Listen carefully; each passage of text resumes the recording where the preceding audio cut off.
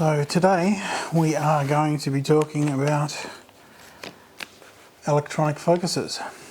So one of the most difficult things to do over the course of the evening is maintain focus, or even at the start of the evening try and get a decent focus.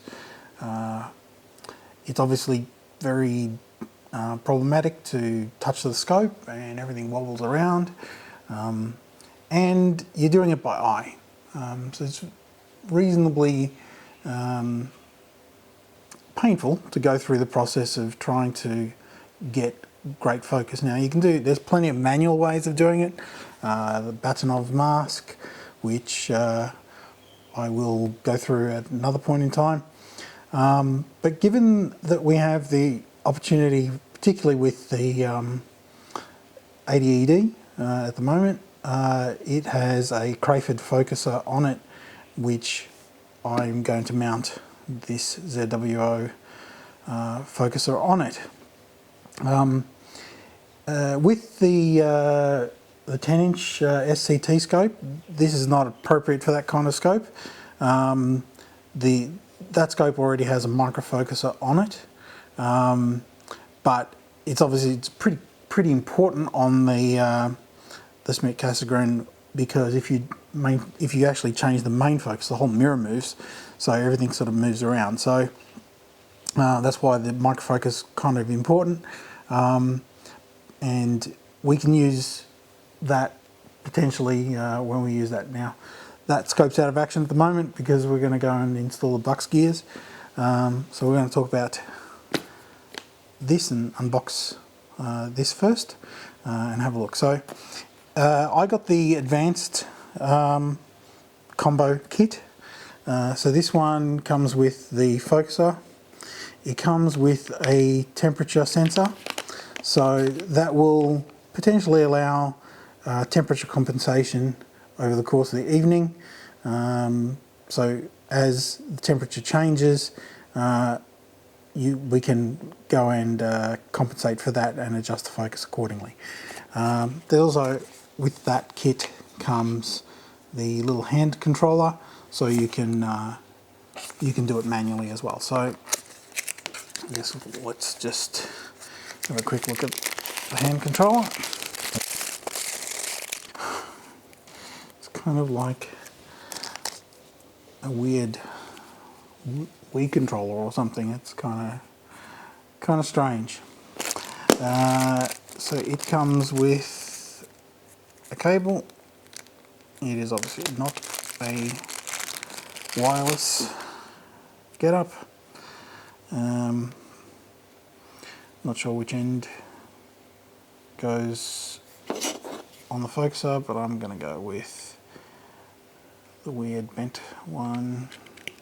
Doesn't really matter, we'll go and have a look at it. It has both slow and fast and in and out buttons.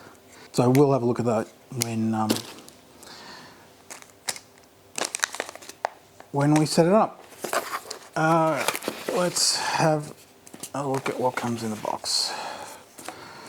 Quick start guide. I don't think there's really much of a quick way of doing this because we do have to do a fair bit of work. So there's the focuser, number of screws,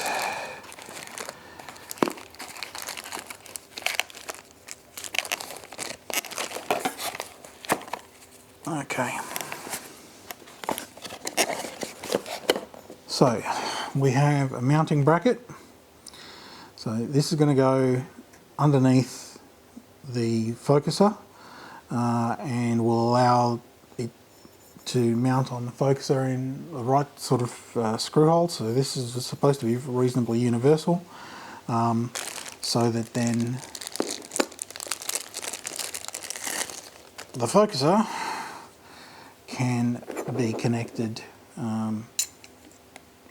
to this, and this can be connected to the I guess the handle on the focuser. So there are a number of different adapters here. I think they're different axis or axle diameters. So this would go, and they're a flexible couple. Let's have a look. One that's got a little bit larger hole, so it's a bit easier to see.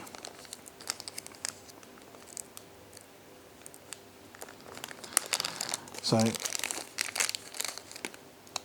one of these is going to hook onto the focuser, and the other end is going to hook onto the axle of the onto the electronic focuser, and the other one's going to go on the actual focuser. And so you can see here the way this is set up, it's a flexible coupler, so it means if it's not perfectly square, you're not going to get that kind of wobbling effect like this, that it'll compensate for that and keep itself centered. So we'll have to work out which one is the correct adapter for this for our particular model. It looks like there are a number of different screws here for, I guess the different types of sizes, and our nice USB cables. Now, because I'm going to mount this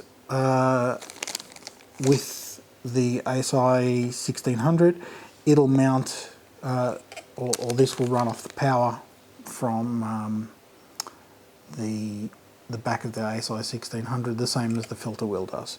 So based on what we saw with the focuser, this should power it as well without having to actually run the powered hub on there as well.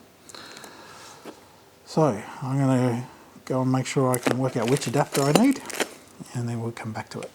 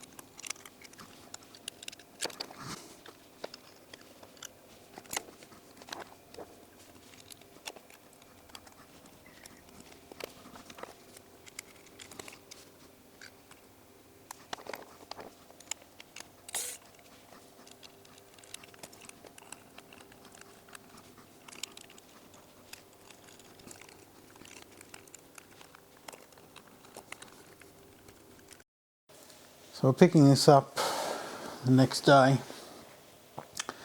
I couldn't get this to mount on the screws that were available there. So the main problem here was that the locking screw, which is that one, and the tensioner screw that gives the tension on the Crayford focuser were not long enough or quite in the right position. They're just off a little bit for this bracket. So I went to the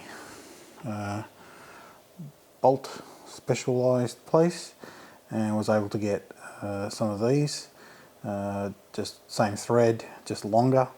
Now They don't really need to be thumb screws, simply because they're just holding the bracket on, and there's no need to lock or change the tension really very often at all. In addition, I got these screws for the tube. Got stainless ones because the old ones were rusted out. So what we're going to do is I finally obviously managed to mount it. The coupler is attached, which we managed to do last night. I'm currently running it off the power supply that we would normally use for the cooler on the camera, just because they're the same size and I had it handy. We also have the thermo sensor plugged in that comes with the advanced kit, and the USB cable is just running to the PC. Now we did cover off as well that there is this cable and handset, so you can use that but not at the same time as the thermometer effectively, so we can play with that shortly. So what I've done here is I had to Dremel out a little bit of the bracket just to get a little bit tighter, so these could be straight, so I could bolt them in. These are nice and tight, and I've just put some little washers underneath the spaces so that the bolts don't go in too far. So that's really nice and tight. So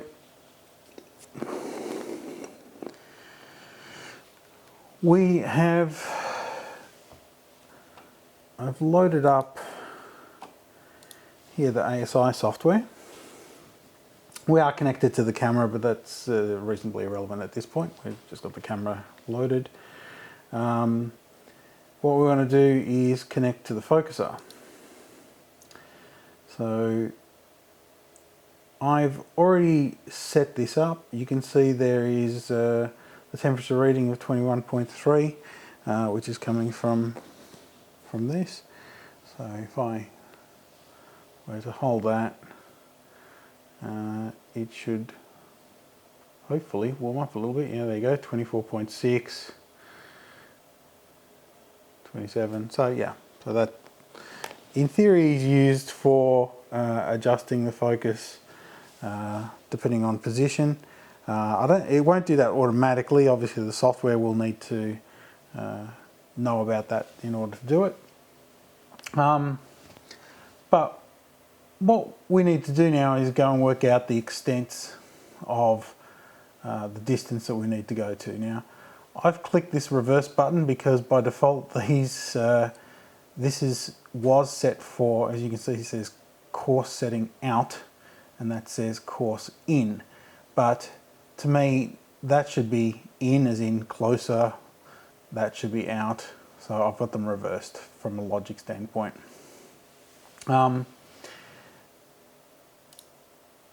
I've also set the maximum to 33,500. By default, this is 65,000. This focuser in this configuration, I've measured, can only go about 33,500 from 0, where I've got it set at the moment, before it hits its full stop. Now, that's just a bit of a protection mechanism here, more than anything. But it's just a bit of trial and error to find out what that is. So the way I did that was initially moved the focuser in manually. Now it won't go any further than where it currently is set unless I manually override it, because it's at 0. So I can't make it go in any further, but I've given it a little bit of space there, simply so I don't butt it up against the hard stop. So what I'm going to do is change this reading here to 5,000, which is the maximum steps that I think this exerciser will do. So in order to push it all the way out, we need to obviously need to go a bit hard now. I'm just going to pop that up because it's not, I don't want it sitting on the ground. But let's just see how it goes. 5,000. And it's set. And then I could just go back down 5,000. Cool. So I could set it to go to the full extent. So I'll just type 33,500 and go.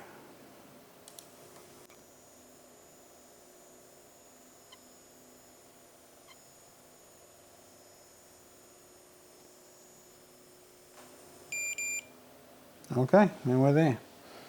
So that took a little while. I didn't really keep count, but it's a couple of minutes. The interesting part, though, in reality, is for each scope configuration that you're going to use it on, and obviously I'm just pretty much going to leave it on the 80 ED. It will end up being the same focus position just in general, which on here is at about 6.5 centimeters or so. So really I would set in the imaging software, I would just set my default position to be here. And as long as I don't disconnect any of this stuff, it will remember where it is, or obviously I can just go back and reset the position. So let's just, we'll have a look at the hand controller as well while we're at it. So I've just unplugged the temperature probe, and I'm just going to plug in hand controller. So this is if I was going to do it without software and just use it manually. So it has two settings, slow and fast. So as you can see, if I drive it down, the counts go down, and I can flick it over to slow, and really you need to, it is moving just ever so slightly. I won't move that fast, so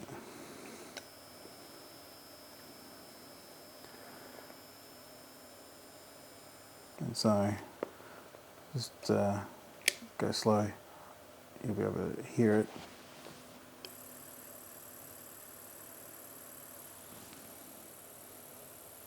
And you can see it just moving very, very slowly there, which is great because you don't want it to be jumping around. So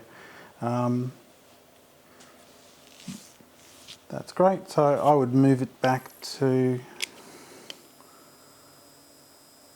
about there, which is about 6.5 roughly. So I can now remember that 27,200-ish is what I should probably start my imaging sessions with this scope set. So that's it. I'm going to give the scope another little clean while I've got it in parts, and then put it together and get back to potential imaging at another time.